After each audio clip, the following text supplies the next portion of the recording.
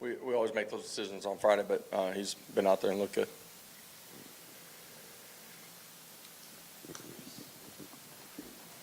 What's been the biggest challenge for this offense in scoring in the red zone? It's been a little bit of everything. It can be efficiency and fundamentals and technique. It's been penalties at times too. So at the end of the day, we got to go put the ball in the end zone.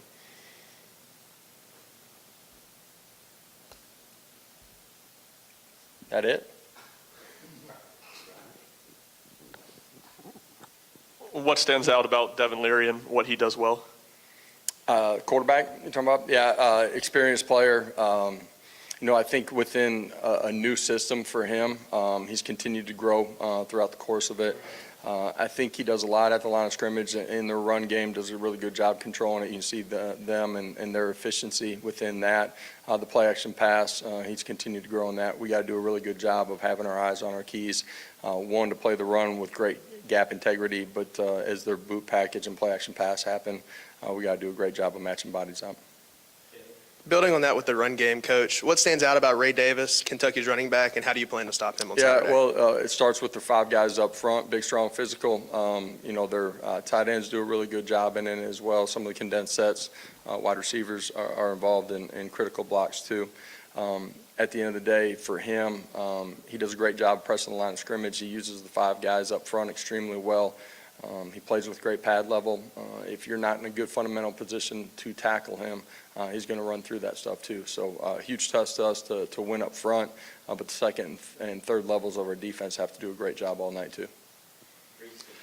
Squirrel White had a big game this past week. How have you seen him develop, and what do you want to see from him moving forward in order to continue to put up performances like that? Yeah, he's had some of those performances throughout the course of the season. At the end of the day, when the balls come his way, he's played really effectively.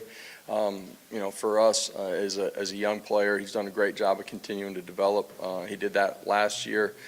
He's done that during the course of this season too. In this football game, there's going to be one-on-ones out on the perimeter. He's got to play with great technique and go win some of those matchups.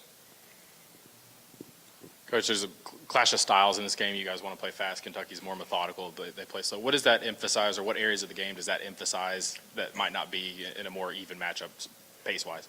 Well, at the end of the day, you understand the flow of this football game, and they tend to snap it a little bit slower than we do from the whistle to the next play. The number of possessions in this game, you got to plan that they're going to be fewer just because of the pace of play on the other side of it.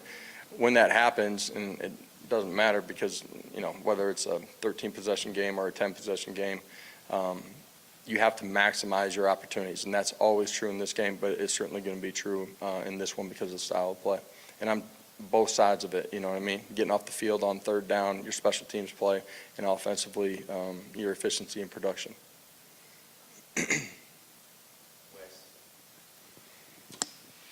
Josh, there's been talk of putting those communication devices in the helmets of guys, or at least a couple guys like they do in the NFL now. What are your thoughts on that? Would you be for that, against that? How would you feel? Yeah, that's come up over the last several years, and for whatever reason, it hasn't passed at this level. With everything that's gone on, I think, that will come up again and anticipate it probably passing.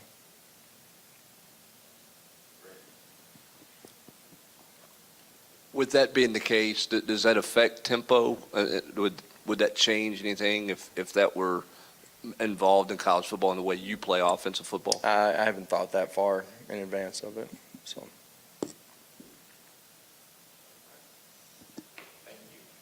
All right, thank you guys and girls.